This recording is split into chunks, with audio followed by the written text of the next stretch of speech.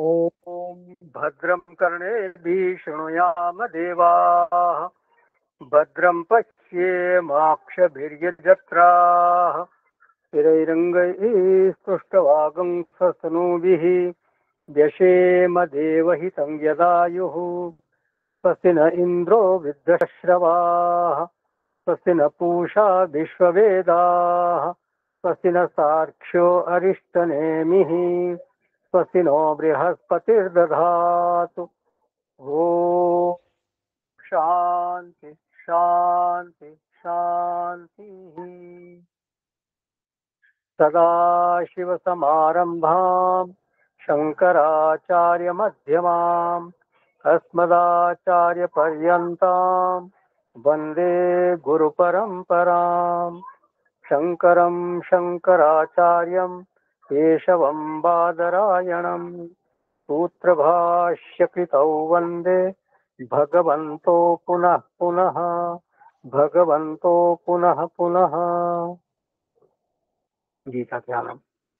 ॐ पार्थाय प्रतिबोधितां भगवता नारायणेन स्वयं व्यासेन ग्रथितां पुराणमुनिना मध्ये महाभारतम् अद्वैतामृतवर्षिणीं भगवतीम् अष्टादशाध्यायिनीम् अम्ब त्वामनुसन्दधामि भगवद्गीते भवद्वेषिणीम्।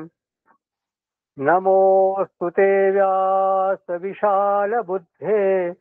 फुल्लारविन्दायतपात्रनेत्र येन त्वया भारततैलपूर्णः प्रज्वालितो ज्ञानमयप्रदीपः प्रपन्नपारिजाताय स्तोत्रवैत्रैकपाणये ज्ञानमुद्राय कृष्णाय गीतामृतदुहे नमः। सर्वोपनिषदो गावो दुग्धा गोपालनन्दनः पार्थो वत्सः सुधीर्भोक्ता दुग्धं गीतामृतं महत्। वसुदेवसुतं देवं कंसचाणूरमर्दनं देवकी परमानन्दं कृष्णं वन्दे जगद्गुरुं कृष्णं वन्दे जगद्गुरुं कृष्णं वन्दे जगद्गुरुं। हाँ डॉक्टर सक्सेना साहब वकील। राधे राधे गोविंद गोपाल राधे माधवा। राधे राधे गोविंद गोपाल राधे माधवा। गोविंद राधे माधवा गोपाल राधे माधवा। गोविंद राधे माधवा गोपाल राधे केशवा। राधे राधे गोविंद गोपाल राधे माधवा। राधे राधे गोविंद गोपाल राधे माधवा। हरे कृष्णा कृष्णा कृष्णा हरे हरे। हरे रामा राम राम हरे हरे। हरे कृष्णा कृष्णा कृष्णा हरे हरे। हरे रामा राम राम हरे हरे। हरे कृष्णा कृष्णा कृष्णा हरे हरे। हरे रामा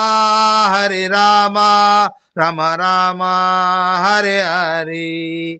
राधे राधे गोविंद गोपाल राधे माधवा। राधे राधे गोविंद गोपाल राधे माधवा। गोविंद राधे माधवा गोपाल राधे केशवा। गोविंद राधे माधवा गोपाल राधे केशवा।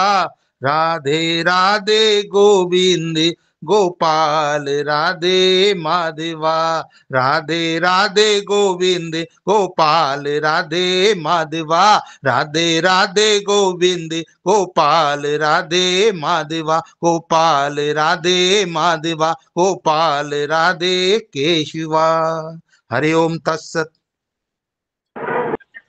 थैंक यू डॉक्टर साहब। तो पिछले सत्र में समता किस प्रकार से प्राप्त की जाए, समता प्राप्त करने के साधन क्या है, उस पर चर्चा हुई थी। तो उसमें हमने देखा था व्यवहार शुद्धि, कर्तव्य निष्ठा, लक्ष्य निष्ठा, ध्यान अभ्यास, प्रभु आश्रय। तो ये कुछ साधन है जिसके द्वारा समता प्राप्त करने में आसानी रहती है, समता प्राप्त करने में सहयोग होता है। प्रभु आश्रय माने क्या? भगवान के शरण हो जाना, उनकी भक्ति करना। तो जो अगला श्लोक है, जो 26वां श्लोक है, वो इस भक्ति से संबंधित है। 14वें अध्याय का 26वां श्लोक, 14th चैप्टर 26 श्लोक का।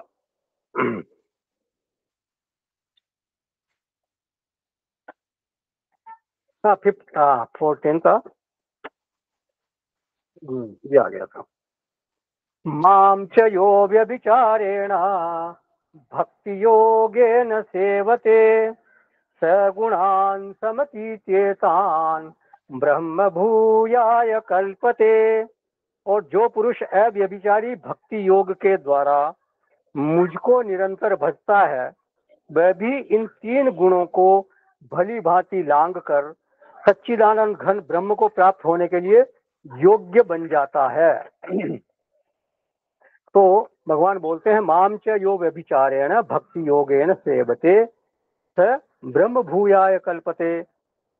तो इन गुणों का संक्रमण करके, इन गुणों को पार करके अपनी ब्रह्मता को वो प्राप्त कर लेता है, ब्रह्मता में प्रतिष्ठित होने के वो योग्य हो जाता है। तो किसको ये योग्यता प्राप्त होती है? बोले ये माम सेवते, ये कश्चित साधकः, ये कश्चित भक्तः, ये कश्चित शरणागतः, ये कश्चित भगवत चरणानुरागी, ये कश्चित मुमुक्षुः माम सेवते स ब्रह्म भूयाय कल्पते। माम सेवते कथम, किस प्रकार से मेरी सेवा करता है? तो भगवान बोलते हैं भक्ति योगेन। तो सेवा का जो मुख्य साधन भगवान बता रहे हैं यहाँ पर, वो है भक्ति योग। या मूल जो क्रिया है वो है सेवते माम, मेरी सेवा। तो मेरी सेवा करता है किस प्रकार? तो वो बोलते हैं भक्ति योगेन। तो यहाँ भगवान की सेवा की जो बात कही गई है और उसका साधन बताया भक्ति योग। तो भगवान की सेवा माने क्या, और माम शब्द का अभिप्राय क्या है, मतलब सेवा का अभिप्राय क्या और माम शब्द का अभिप्राय क्या है? तो देखिए, माम शब्द का जो है वो भगवान भाष्यकार ने यहाँ प्रसंगानुसार अर्थ किया है। माम च ईश्वरम नारायणम सर्वभूत हृदयाश्रितम। भगवान भाष्यकार अर्थात भगवान आदि शंकराचार्य जी, जो कुछ नए साधक हैं वो ध्यान रखें। तो सभी भूतों के हृदय में जो रहने वाला ईश्वर है, तो वो यहाँ पर सोपाधिक ईश्वर का संकेत यहाँ कर रहे हैं, उपाधि सहित। क्योंकि साथ में लिखा उन्होंने नारायणम, नारायणम अर्थात सोपाधिक ईश्वर। तो वो ईश्वर समस्त भूतों के हृदय में निरंतर विद्यमान है। किस रूप में? सूर्य बन करके, अंतर्यामी बन करके, समस्त कर्मों का, समस्त भोगों का, समस्त विचारों का, समस्त संकल्पों का जो साक्षी है, वो भीतर रह करके जो हमारे प्रत्येक शारीरिक मानसिक चेष्टाओं को निहार रहा है, जिससे हम अपनी कोई भी चेष्टा छिपा नहीं सकते, बिल्कुल सब कुछ उनको मालूम है। तो और यहाँ हमारे अंतःकरण में शाश्वत जीवन मूल्यों का वो नियामक है। जैसे शाश्वत जीवन मूल्य माने क्या? जैसे सत्य से सभी प्रेम करते हैं। सत्य ऐसी वस्तु है जिससे कोई ये नहीं कह सकता कि मुझे सत्य से प्रेम नहीं है। तो सत्य के प्रति आदर है, सत्य के प्रति सभी को प्रेम है। तो इस सत्य के प्रति आदर रखवाने वाला कौन है? वो है परमात्मा। निश्चलता के प्रति, विनय के प्रति, निर्भिमानता के प्रति, परोपकार के प्रति आदर रखवाने वाले कौन है? परमात्मा। तो ये जो जीवन मूल्य है, इन्हीं जीवन मूल्यों के प्रकाश में किसी के संकल्प का समर्थन होता है और किसी के संकल्प का विरोध होता है। कोई संकल्प इस तरह का होता है जिसका वो समर्थन करते हैं, कोई संकल्प ऐसा होता है जिसका वो विरोध करते हैं। व्यक्ति जब झूठ बोलता है, जब छल करता है किसी के साथ, तब भीतर से उसका एक तरह से विरोध होता है, भीतर से अपने आप से ही विरोध आता है। क्यों विरोध होता है? क्योंकि झूठ जो है वो जीवन मूल्य नहीं है। जीवन मूल्य क्या है? सत्य जीवन मूल्य है। और ये सत्य कहाँ से आया? परमात्मा की ओर से आया है। हम अभिमान को अर्थात घमंड को बिल्कुल पसंद नहीं करते। तो कौन है ये जो अभिमान को पसंद नहीं करना चाहता, अभिमान को पसंद नहीं करवा रहा है? वो है परमात्मा। तो इस तरह से भीतर रख करके हमारे जीवन को नियमन करते हैं, हमारे जीवन के जो नियामक बनते हैं, अंतःकरण के संकल्पों के जो नियामक है वो है परमात्मा। He is sole trustee of our inner values. जितने भी हमारे इनर वैल्यूज है, जो जीवन मूल्य है, उनके वो सोल ट्रस्टी है। और इसलिए उन जीवन मूल्यों को कोई भी नष्ट नहीं कर सकता। ये शाश्वत है। जो कपटी है, जो झूठा व्यक्ति है, वो भी दूसरों से सत्य की आशा रखता है। वो ये नहीं चाहता कि कोई मुझसे झूठ बोले। वो स्वयं कपटी है, स्वयं झूठा होगा, लेकिन चाहता यही है कि दूसरा मेरे साथ सत्य का व्यवहार करे। हरेक की आदर बुद्धि सत्य के प्रति ही होगी, झूठ के प्रति कभी नहीं होगी। सभी विनय को पसंद करते हैं, अभिमान को पसंद नहीं करते। इसलिए कोई सा भी युग हो, चाहे घोर से घोर कलयुग आ जाए, तो भी ये जीवन मूल्य कभी नष्ट नहीं हो सकते, कभी समाप्त नहीं हो सकते। क्यों? क्योंकि ये परमात्मा के बनाए हुए हैं, किसी मनुष्य के या किसी इतिहास के द्वारा या किसी संस्कृति के द्वारा या किसी समाज के द्वारा बनाए हुए नहीं हैं। और जो धर्म का तत्व वो परमात्मा से निकलता है, और इसलिए वो धर्म भी सनातन है, उसे कोई नष्ट नहीं कर सकता। ये हो सकता है कि उसके धारण करने वाले अंतःकरणों की कमी हो जाए, ये हो सकता है, संभावना है इसकी। लेकिन जो अंतःकरण इन जीवन मूल्यों को धारण नहीं भी करते हैं, नहीं कर पाते हैं, वो भी ये नहीं कह सकते कि ये जीवन मूल्य गलत है। हो सकता है उनके अंतःकरण में ये जीवन मूल्य स्थापित नहीं हो पाए हो, उन जीवन मूल्यों के प्रति बहुत आदर बुद्धि न भी हो, लेकिन ये नहीं कह सकते कि ये गलत है। तो जीवन मूल्य पूरे विश्व में, पूरे मानव समाज में एक तरीके ही है, एक ही तरह के हैं। वो कोई भौगोलिक स्थितियों की उपज नहीं है या इतिहास अथवा किसी संस्कृति की उपज नहीं है। ये तो परमात्मा के द्वारा ही बनाए गए हैं, परमात्मा से निकले, इसलिए शाश्वत है। तो ये जो है माम शब्द का अर्थ है सर्वभूत हृदयाश्रितम। वो सबके हृदय में रहने वाले परमात्मा है, वो सबके सुहृद हैं। कहा भगवान ने सुहृदम सर्वभूता नाम, 5वें अध्याय में बोला उन्होंने। वो सबकी गति है, सबके भरता है, सबके साक्षी हैं। गतिर भरता प्रभु साक्षी निवास है शरणम सुवृत्ति है स्वाभाविक परमात्मा। उपद्रष्टा अनुमंता च भरता भोक्ता महेश्वर है, 13वें अध्याय में बोला। परमात्मेति चाप्युक्त है देहेस्मिन् पुरुषः परः। इस देह में वो अनुमंता है, वो परमात्मा है, भरता है, भोक्ता है, महेश्वर है। तो ये माम शब्द का अर्थ है। भागवत जी में कहा गया तस्मात् भारत सर्वात्मा भगवान ईश्वरो हरिः श्रोत्रव्य कीर्तितव्य स्मर्तव्य छता भयम। वो सर्वात्मा है, भगवान है, ईश्वर है, हरि है, उनका नाम इस तरह से अलग अलग नाम दिए। तो ये है माम का अर्थ।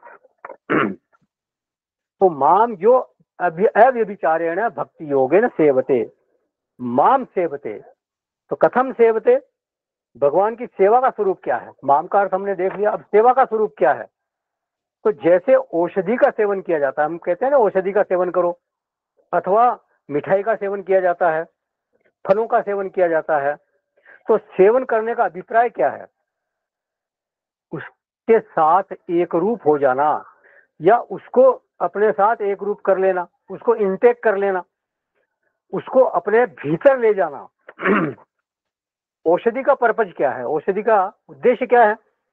तो वो भीतर जाती है और रोग का नाश कर देती है। मिठाई जब भीतर जाती है तो उससे क्या होता है, स्वाद मिलता है और उस स्वाद से हमारे को मजा आता है।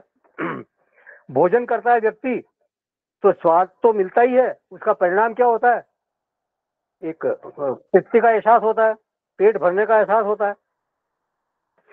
तो तृप्ति मिलती है और पेट भी भरता है, तो क्षुधा निवृत्ति और तृप्ति, ये भोजन का परिणाम होता है। तो भक्ति ऐसा साधन है कि भजन में, जप में, पूजा आदि में आनंद मिलता है और उससे पुष्टि, मतलब भक्ति रूपी पुष्टि भी आपको प्राप्त होती है। मतलब आनंद भी मिलता है और भक्ति रूपी उससे पुष्टि भी प्राप्त होती है। तो सेवते, परमात्मा को भीतर बसा लीजिए और ऐसा बसा लीजिए कि और किसी को बसाने के लिए अंदर भीतर जगह ही न रहे। रहीमदास जी ने कहा एक जगह कहीं, कोई दोहा है कि भरी सराय रहीम लखी, पथिक आप फिर जाए। पहले के जमाने में धर्मशालाएं होती थी, सराएं होती थी, और पथिक जो है वो पैदल ही चला करते थे या घोड़े आदि पर चलते थे। तो जहाँ शाम हो जाती थी कहीं पे, और वहाँ ढूंढते थे कि कोई धर्मशाला मिल जाए, तो धर्मशाला में पहुंचते थे। तो अगर उनको लगता था कि इस धर्मशाला में कोई जगह खाली नहीं है, कोई भी कमरा खाली नहीं है, रहने की जगह नहीं है, तो फिर वो दूसरी जगह कहीं जाते थे, वो जगह तलाश करते थे। तो बड़ी सराय रहीम देख रखी, पथिक आप फिर जाए। वो पथिक वहां से निकल जाता था, दूसरी जगह में चला जाता था। तो ऐसे ही जो है दुनिया के जो विषय हैं वो पथिक हैं, वो हमारे हृदय में आकर टिकना चाहते हैं, बसना चाहते हैं। और लेकिन वो पहले ही अगर भरी हुई हो, हमारा अंतःकरण भरा हुआ हो, तो फिर वो ठहर नहीं पाएंगे। लेकिन भरा हुआ वो किससे हो, भगवान की भक्ति से। तो ये है भजन, ये है सेवते। केन सेवते, भक्ति योगेन सेवते। अब ये भक्ति योग क्या है? भगवान को मन दे देने का नाम भक्ति योग है। भगवान को अपना समर्पण, भगवान के शरण हो जाना। मय्येव मन आधत्स्व मयि बुद्धिम निवेश है, भगवान ने कहा 12वें अध्याय में। मेरे में मन को लगा दो, मेरे में बुद्धि का निवेश कर दो। मय्यावेश्य मनो ये माम नित्य युक्ता उपासते कथम, मई मन आवेश्य, मेरे में मन आवेशित करके, मेरे में मन को लगा करके। ये तो सर्वाणि कर्माणि मयि सन्न्यस्य मत्पराः अनन्येनैव योगेन माम ध्यायन्त उपासते। अनन्य भाव से मेरा भजन करते हैं, मेरी उपासना करते हैं। तो ये जो मेरे परायण रहने वाले मेरे भक्त हैं, वो संपूर्ण कर्मों को मुझ में अर्पण करके मेरी उपासना करते हैं, मेरा चिंतन करते हैं। तो यह है भक्ति योग। परमात्मा में मन का सन्निवेश हो जाए, बुद्धि पूरी तरह से उनमें लग जाए, ये है भक्ति। ये कि हम मन बुद्धि परमात्मा को क्यों नहीं दे पाते, ये विचार करें जरा। हम किसको देते हैं हमारा मन बुद्धि? जहां पर बुद्धि ने निश्चय किया है कि यहां पर मुझे सुख मिलेगा, जहां मुझे सुख की आशा होगी, जहां से मुझे थोड़ा सा भी कुछ आश्रय मिलेगा, सहारा मिलेगा, वहां मेरा मन जाएगा। तो जहां सुख का निश्चय है, आश्रय का निश्चय है, वहीं मन जाता है। ध्यान रखें, ये दोनों चीजें चाहिए व्यक्ति को, सुख भी चाहिए, आश्रय भी चाहिए। मान लीजिए कोई एक छोटा बच्चा है 1.5-2 साल का, तो उससे आपको सुख तो मिलता है, वो खेलता है, अलग अलग तरह की चेष्टाएं करता है, तो आपको सुख मिलता है, लेकिन वो आपका आश्रय नहीं बन पाता, वो आपके लिए सहारा नहीं बन सकता। तो आदमी को सुरक्षा भी चाहिए और सुख भी चाहिए। तो अपनी आवश्यकताओं को पूरा करने के लिए, अपनी सुरक्षा के लिए, दुख के निवारण के लिए उसको कोई न कोई सहारा चाहिए। चाहे वो धन का आश्रय ले, चाहे प्रॉपर्टी का आश्रय ले, संबंधों का आश्रय ले, पद का, प्रतिष्ठा का आश्रय ले, वो आश्रय लेता है। माने इनके बिना, किसी भी आश्रय के बिना जीवन चल नहीं सकता। सहारा तो चाहिए ही चाहिए व्यक्ति को। बेसहारा रहना बहुत कठिन है। सहारा कोई न कोई होगा, चाहे किसी को कुछ भी सहारा हो, धन का सहारा हो, संबंधों का सहारा हो, प्रॉपर्टी का सहारा हो, तो मन फिर क्या होता है, इन्हीं में जाता है, धन में जाएगा, संबंधों में जाएगा, प्रॉपर्टी में जाएगा। ये जो धन प्रॉपर्टी आदि है, इन्होंने मांगा नहीं है आप आपसे कभी मेरी में हमारे में मन लगाओ, लेकिन हम अपना मन उनमें दिए रहते हैं, उन्हीं की तरफ जाते हैं। क्यों? क्योंकि उनसे हमारे को सुख की आशा रहती है, हमारे को आश्रय की आशा रहती है, उनके बारे में सोचते हैं, उनके बारे में योजना बनाते रहते हैं। तो ये बात नहीं है कि हम मन नहीं देते हैं, जिन चीजों का हमने वर्ण किया है वहां मन हमारा जाता ही जाता है। तो इसका मतलब क्या है कि अगर परमात्मा का वर्ण हो जाए, अगर परमात्मा का हम चयन कर लें, तो फिर मन उनमें जाएगा। भक्ति योग यही है। और भक्ति योग कौन सा? अव्यभिचारेण, अव्यभिचारिणी भक्ति की बात कर रहे हैं भगवान यहाँ। भक्ति में व्यभिचार क्या होता है? जब वर्ण दोष हो, आश्रय दोष हो। वर्ण दोष, आश्रय दोष नहीं होंगे तो फिर भक्ति में व्यभिचार नहीं हो सकता। अगर किसी भक्त को यह निश्चय हो जाए कि बाकी के जो सहारे हैं वो सारे कमजोर हैं, ऐसे सहारों का क्या सहारा लेना जो अभी मतलब जो कभी भी नष्ट हो सकते हैं या जिनका कोई ठिकाना नहीं, तो तब वो परमात्मा का सहारा पकड़ता है।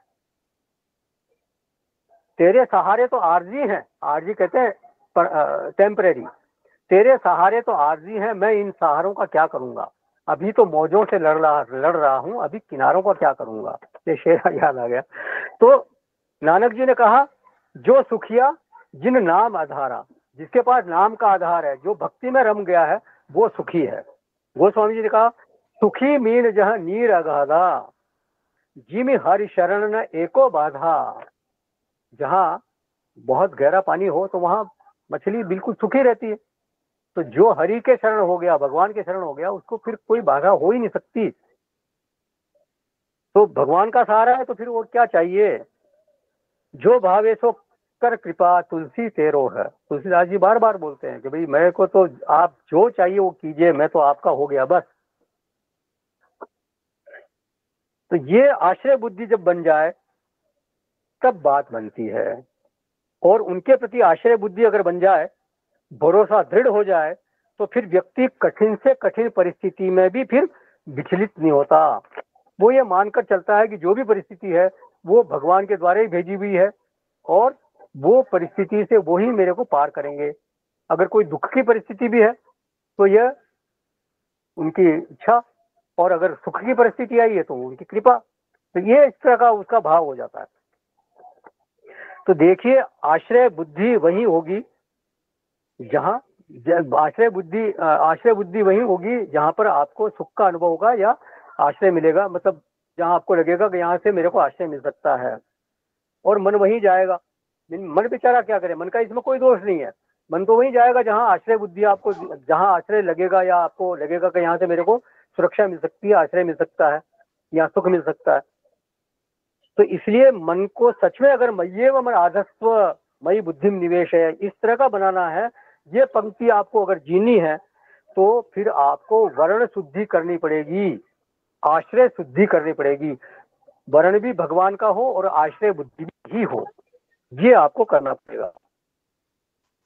माने उसमें कभी अगर उसमें कहीं कमी होगी तो फिर वो व्यभिचार हो जाएगा। और जितने उसमें शुद्धि होती जाएगी, जितना ज्यादा उसमें आश्रय बुद्धि भगवान के प्रति बढ़ेगी, उतना व्यभिचार कम होता जाएगा। तो माम च यो अव्यभिचारेण भक्ति योगेन सेवते। कथम सेवते, कोई प्रक्रिया है क्या? बोले हाँ है। दो तरह की भक्ति बताई है भगवान ने, वैधि भक्ति और प्रेमा भक्ति। वैधि भक्ति माने क्या कि भक्ति में विधान होता है, कुछ क्रियाएं होती है, कुछ नियम होते हैं, कुछ विधि होती है। जैसे 9वें अध्याय में बोला भगवान ने, पत्रम पुष्पम फलम तोयम यो मे भक्त्या प्रयच्छति तदहम भक्ति परहितम अश्नामि प्रयतात्मनः यत्करोषि यदश्नासि यज्जुहोषि ददासि यत् तपस्यसि कौन्तेय तत्कुरुष्व मदर्पणम्। पत्र पुष्प फल कुछ भी, मतलब एक क्रिया है, एक पूजा का विधान बनाया उन्होंने, लेकिन वो विधान बहुत कठिन नहीं है, बहुत सरल विधि बताई भगवान ने कि केवल पत्र चढ़ा दो, पत्र नहीं तो फूल चढ़ा दो, फल चढ़ा दो, हाँ, और कुछ नहीं मिले तो जल ही चढ़ा दो। तो ये इस तरह से भगवान ने बहुत ही सरल तरीका बताया अपनी भक्ति का, लेकिन उसमें एक क्रिया की प्रधानता है, और उस क्रिया से क्या होता है, इससे संबंध की सिद्धि होती है, भाव की वृद्धि होती है। आप जब रोजाना इस तरह की क्रिया करते हैं, पूजा करते हैं भगवान की, तो इससे एक भाव की वृद्धि होती है और संबंध की सिद्धि हो जाती है। कोई चीज है तो उसको पाने का कोई तरीका होना चाहिए। भाई कोई चीज आपको चाहिए तो उसको क्या किस तरह से पाएं, ये तरीका होना चाहिए। तो वो तरीका है कि भगवान को पाना है तो उनकी रोज पूजा करें। और पूजा को उन्होंने कितना आसान बना दिया देखिए, है ना। तो बिल्कुल बहुत सरल सरल पूजा बताई भगवान ने। तो जो भी है वो अपनी जो चेष्टाएं, और कुछ नहीं कर पाते हो, अब जो चेष्टाएं, यद करोषि यद अश्नासी, यज्जु होशी, जो आप खाते हो, जो आप करते हो, जो आप तब करते हो, दान करते हो, जो कुछ भी करते हो वो मेरा अर्पण कर दो। ये इस भाव से अर्पण कर दो कि मैं ये भगवान के लिए कर रहा हूँ बस। तो वो भी भक्ति है। ऐसा करने से भी भाव की वृद्धि होती है और भगवान के साथ संबंध बढ़ता है। 18वें अध्याय में कहा भगवान ने, स्वकर्मणा तम अभ्यर्च्य सिद्धिम विन्दति मानव। स्वकर्मणा, अपने कर्म को ही पूजा के पुष्प बनाओ और मेरे को अर्पण कर दो। तो ब्रह्मण्याधाय कर्माणि संगम त्यक्त्वा करोति यह। ब्रह्मणि आधाय, ब्रह्म के निमित्त से जो भी कर्म करते हैं, संगम त्यक्त्वा, आसक्ति रहित होकर कर्म करो। तो ये भगवान ने वहां कहा है। तो ये हो गई वैदिक भक्ति। फिर प्रेमा भक्ति क्या है? मन सदैव ही उनमें रमा रहता है। जैसे गोपियों ने अपना मन भगवान को दे दिया, हमेशा भगवान का ही चिंतन करती है दिन रात, भगवान के अलावा कुछ नहीं। उद्धव जी को जब भगवान ने भेजा गोपियों से मिलने के लिए गोकुल में, तो क्या कहते हैं वो वृंदावन में, तो वो बोलती है, उधो मन ना ही 10-20, एक हुतो सो गयो श्याम संग। एक ही था हमारा मन, वो श्याम के संग चला गया, अब कोई दूसरा मन है ही नहीं हमारे पास। ये है प्रेमा भक्ति। मतलब मन और बुद्धि उन्हीं में ही निवेशित हो जाए, उनके अलावा कुछ रहे ही नहीं। समाया है जब से नजरों में मेरी तू, जिधर देखता हूँ उधर तू ही तू है। लब पे है वो दिल में है तेरी आरज़ू, लब पर है गुफ्तगू, तेरा ही तेरा जिक्र, तू ही तू नजर में है। जब इस तरह का भाव हो जाए तो वो है प्रेमा भक्ति। दूसरा कोई वर्णीय बचे ही नहीं, ये है प्रेमा भक्ति। तो माम यो अव्यभिचारेण भक्ति योगेन सेवते। इस सेवते का परिणाम क्या होगा? बोले स गुणान समचेतान ब्रह्म भूयाय कल्पते। वो सम्यक रूप से गुणों से अतीत हो जाता है। वो बहुत अच्छी तरह से सुख पूर्वक इन गुणों से, त्रिगुण से अतीत हो जाता है, उनसे पार चला जाता है, और गुणों का अतिक्रमण करने में उसको किसी प्रकार की कोई कठिनाई नहीं होती। और वो क्या होता है? ब्रह्म भूयाय कल्पते। वो ब्रह्म को पाने का के अर्थात मोक्ष प्राप्ति के योग्य हो जाता है। ये फलश्रुति बता दी भगवान ने। जो अव्यभिचारी भक्ति के द्वारा, अनन्य भक्ति के द्वारा भगवान का सेवा करता है, भगवान की भक्ति करता है, उसको ये गुणों से पार होने में ज्यादा कठिनाई का सामना नहीं करना पड़ता और वो मोक्ष के योग्य हो जाता है। अब ये अंतिम श्लोक है 14वें अध्याय का, 27वां श्लोक, 14th चैप्टर, लास्ट श्लोक 27। ये 26वें श्लोक से संबंधित किसी का कोई प्रश्न है या कुछ इसमें ऐड करना चाहते हैं? चलिए, तो ये अंतिम श्लोक है 14वें अध्याय का। ब्रह्मणो हि प्रतिष्ठाहम् अमृतस्याव्ययस्य च शाश्वतस्य च धर्मस्य सुखस्यैकान्तिकस्य च। क्योंकि उस अविनाशी पर ब्रह्म का और अमृत का तथा नित्य धर्म का और अखंड एक रस आनंद का आश्रय मैं हूँ। तो ब्रह्मणो ही प्रतिष्ठा हम, ब्रह्म की प्रतिष्ठा मैं हूँ। भाष्यकार यहाँ लिखते हैं ब्रह्मणः परमात्मनो ही यस्मात् प्रतिष्ठा अहम। ब्रह्म अर्थात परमात्मा की प्रतिष्ठा मैं हूँ। प्रतिष्ठा माने क्या? भाष्यकार ने लिखा प्रतिष्ठति अस्मिन् इति प्रतिष्ठा, जिसमें कोई प्रतिष्ठित हो, जिसमें कोई रहे, जिसमें कोई ठहर जाए, ठहरा रहा, ठहर कर रहता है। जैसे हम घर में रहते हैं इस तरह से, तो हमारी घर में प्रतिष्ठा है इस तरह से, तो उसको बोलते हैं प्रतिष्ठा। तो प्रतिष्ठा किसकी? ब्रह्मणः, ब्रह्म की। ब्रह्मणः अहम प्रतिष्ठा, ब्रह्म की प्रतिष्ठा मैं हूं। तो अहम शब्द का भाष्यकार ने यहाँ अर्थ किया प्रत्यगात्मा। ये जो प्रत्येक आत्मा है, हमारी जो आत्मा है, अंतरात्मा है, यही मैं का अर्थ है। तो ये भगवान मानव की भक्ति के लिए बोल रहे हैं, भक्त के लिए बोल रहे हैं कि तुम ब्रह्म हो, इसलिए तुम ब्रह्म इसलिए बन सकते हो क्योंकि तुम स्वयं ब्रह्म हो। ब्रह्म कोई बनना नहीं है, तुम तो स्वयं ब्रह्म ही हो। ब्रह्मत्व तुम्ही में रहता है, ब्रह्मत्व कहीं अलग से नहीं आना है। तुमको छोड़ करके ब्रह्म भाव की सिद्धि हो नहीं सकती।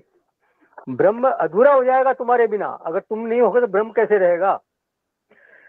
क्यों? क्योंकि तुम ब्रह्म के बाहर हो गए। तो अगर उसके बाहर मैं हो गया तो वो ब्रह्म अपूर्ण हो जाएगा। मैं अगर ब्रह्म से अलग हो गया तो ब्रह्म अपूर्ण है, फिर ब्रह्म हो ही नहीं सकता, क्योंकि मैं ही ब्रह्म है। मैं के अलावा ब्रह्म हो ही नहीं सकता कोई दूसरा। तो इस प्रत्येक आत्मा से जो भिन्न है, जो अन्य है, जो बाहर है, वो दृश्य होगा या अदृश्य होगा। और दृश्य कभी भी दृष्टा नहीं बन सकता, ये ध्यान रखें। दृश्य जो भी होगा वो जड़ होगा। दृश्य हमेशा जड़ होता है क्योंकि वो परिच्छिन्न होगा। दृश्य होगा, वो परिच्छिन्न होगा और जड़ होगा, वो दृष्टा कभी नहीं बन सकता। तो मैं के अलावा जो कुछ भी है वो दृश्य है और वो जड़ है, बस ये ध्यान रख रहे हैं। और मैं ही ब्रह्म है, उसके अलावा और कोई ब्रह्म हो नहीं सकता। तो ब्रह्मत्व की प्रतिष्ठा प्रत्यगात्मा ही है, हमारी अंतरात्मा ही है। अब कौन से ब्रह्म की प्रतिष्ठा की बात यहाँ हो रही है? ये प्रत्यगात्मा किस ब्रह्म की प्रतिष्ठा है? तो भाष्यकार लिखते हैं, यहाँ प्रश्न उठाते हैं कि दृश्य ब्रह्मणः, ब्रह्म कौन से ब्रह्म की प्रतिष्ठा है ये? बोले अमृतस्य अविनाशिनः, ये उसी ब्रह्म की प्रतिष्ठा है जो कि अमृत है, जो कि अमरणशील है, अविनाशी है। बोले हमने सुना है कि अविनाशी तो प्रकृति भी है। तो बोले अव्ययस्य अविकारस्य अविकारिणः, प्रकृति अविनाशी है लेकिन वो अविकारी नहीं है, वो विकारी है। प्रकृति कभी भी अविकारी निर्विकार नहीं हो सकती, वो हमेशा विकारी रहेगी, वो हमेशा परिवर्तनशील रहेगी। तो ब्रह्म क्या है? वो अविनाशी भी है और निर्विकारी भी है। और वो शाश्वतस्य च धर्मस्य, वो शाश्वत है मतलब नित्य है वो, और वो धर्मस्य, वो धर्म युक्त है। तो सतत एक रस रहता है। शाश्वत है मतलब सतत एक रस रहने वाला है। तो अमृतस्य अव्ययस्य शाश्वतस्य ब्रह्मण प्रतिष्ठा अहम। और ब्रह्म किसकी प्रतिष्ठा है? दुनिया की। लेकिन ब्रह्म की प्रतिष्ठा मैं हूँ, प्रत्येगात्मा प्रतिष्ठा है। ये दुनिया ब्रह्म पे आश्रित है, लेकिन ब्रह्म किस पर आश्रित है? मैं पर। ये ध्यान रखें हमेशा। तो भगवान यहाँ क्यों कह रहे हैं कि मेरा भक्त ब्रह्म हो जाता है? ब्रह्म हो जाता है तो मतलब कुछ और बनता है क्या? कि पहले भक्त था और फिर भक्त का रस पी करके फिर वो बाद में ब्रह्म हो गया। तो ऐसा नहीं है, बिल्कुल नहीं है। ब्रह्म उसका अपना स्वरूप है, वही ब्रह्म की प्रतिष्ठा है, स्वयं ब्रह्म है वो। तो ऐसा लक्षण, मतलब उसका जो अमृतत्व जो है उसका लक्षण है, और उसी में निर्विकारता उसी का लक्षण है, और शाश्वतता का भी उसी का लक्षण है। और वो धर्मस्य सुखस्य प्रतिष्ठा, एकांतिकस्य सुखस्य प्रतिष्ठा, ये बोलते हैं वहां आगे। एकांतिक माने एक जैसा, एक रस, बिल्कुल हमेशा एक जैसा रहता है वो। अनेकांतिक नहीं है। अनेकांतिक मतलब कभी हुआ कभी नहीं हुआ, ऐसा नहीं। वो व्यभिचरित वाला व्यभिचार वाला सुख नहीं है, व्यभिचरित होने वाला सुख नहीं है। एक रस है एकांतिक, वो परिवर्तन होने वाला सुख बिल्कुल नहीं है। तो एकांतिक उसकी कोई प्रतिष्ठा है, जिस एकांतिक जो भी है ऐसा सुख, उसकी प्रतिष्ठा ब्रह्म में ही है, अन्य कहीं इसकी प्रतिष्ठा नहीं है। अहम प्रत्यगात्मा, इसी में उसकी प्रतिष्ठा है। और वो कैसा है? वो आनंद स्वरूप है, वो सुख स्वरूप है, और वो अव्यभिचारी एक रस निर्विशेष सुख है।